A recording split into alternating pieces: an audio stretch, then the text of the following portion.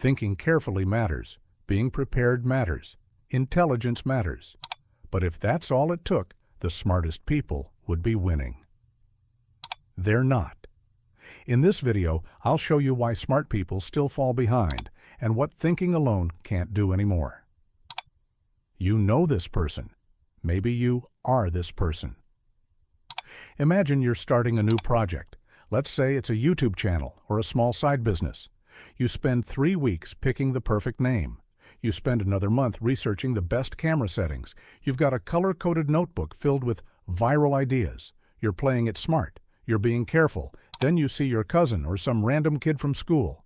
They didn't research anything. They just grabbed their cracked iPhone, filmed a messy video in their bedroom, and hit post.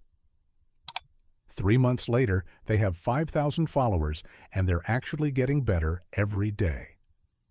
Meanwhile, you're still sitting there with your perfect notebook, and not a single person knows your name. Here's the thing. You have more brains, but they have more results. It feels unfair, right? But it's not a mistake. It's a pattern. In the real world, thinking is only half the battle, and if you do too much of it alone, it actually becomes a weight that holds you back. We all spend way too much time thinking about how our minds interact with the world and the systems around us. Most people don't realize that being smart can actually be a disadvantage in the real world. Why? Because smart people are really good at staying in tutorial hell. Think about playing a new video game. You could spend 5 hours reading the wiki, watching top 10 tips videos, and memorizing the map. You feel like a pro.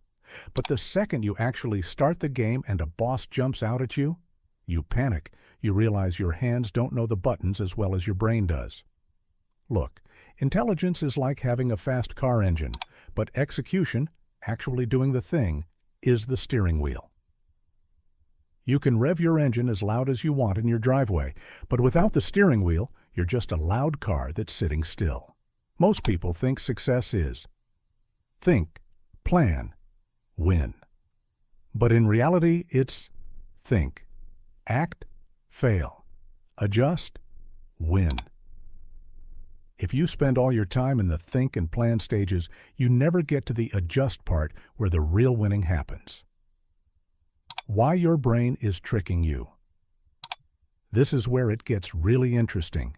Your brain is actually designed to make you feel like you're winning when you're actually just sitting on the couch.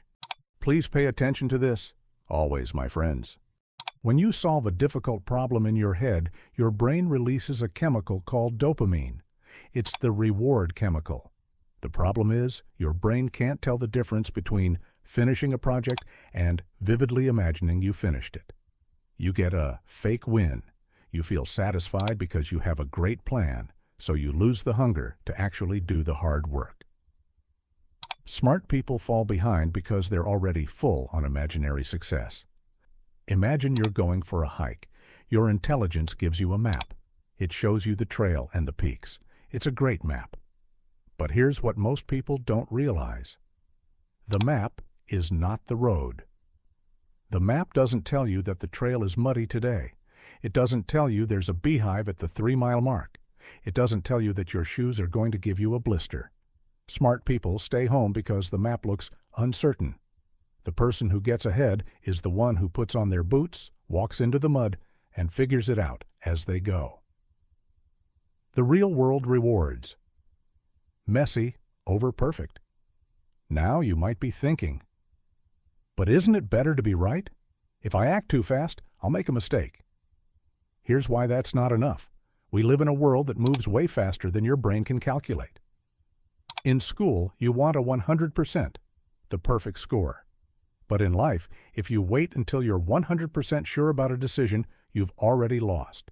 The opportunity is gone. Someone else took it. Successful people use the 70% rule. If you have 70% of the information and you feel 70% ready, go. That remaining 30% of certainty can only be found by actually doing the work. You can't think your way to that last 30%. You have to do your way there. The social tax. Thinking alone is a solo sport, but the world is a team sport. If you have a brilliant idea, but you're too shy or too perfect to share it because it's not finished. Nobody can help you. You are paying a social tax. You are losing out on partners, friends, and mentors who could help you win faster. A dumb idea that everyone hears is more powerful than a genius idea that stays in your head. How to stop falling behind. Action steps. If you want to upgrade your thinking and actually get ahead, you have to change your relationship with your brain. Stop treating it like a crystal ball that sees the future and start treating it like a test lab. The ugly first draft.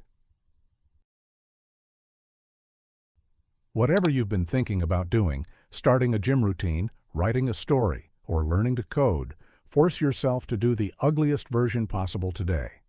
Don't buy the fancy gym clothes yet. Just do 10 push-ups in your pajamas. Don't look for the perfect coding software. Just write one line of "Hello World" in a text document. Break the seal. Step 2. The thinking timer. Give yourself a thinking budget. If you're deciding which phone to buy or which class to take, give yourself 30 minutes of research. When the timer goes off, you must make a choice. Stop letting research become a way to procrastinate. Step 3. Get real-world data. Instead of asking yourself, "Will this work?" go ask the world. Don't wonder if people will like your art. Post a sketch and see. Don't wonder if you can get the job. Send the application. The punch in the mouth you get from a no or a fail is worth more than 1,000 hours of quiet thinking. It's the only way to get the data you actually need to win. Conclusion. Intelligence is a powerful tool, but it's a terrible master. If you let your thinking stay alone in your head, it will eventually turn into doubt and fear. The smartest people aren't the ones who never fail. They're the ones who use their intelligence to learn from their failures faster than everyone else. Stop being the person with the perfect notebook and start being the person with the messy results, because results can be improved. A blank page stays blank forever. In the next video, we're going to talk about strategic leverage. I'm going to show you how to find the 1 or 2 things that actually matter, so you can stop wasting your brain power on stuff that doesn't move the needle. We'll learn how to focus your mind like a laser instead of a flashlight. If this video helped you realize you've been overthinking, leave a comment below. What's one thing you're going to stop thinking about and start doing today? I'll see you in the next one. Don't just think about it, be about it.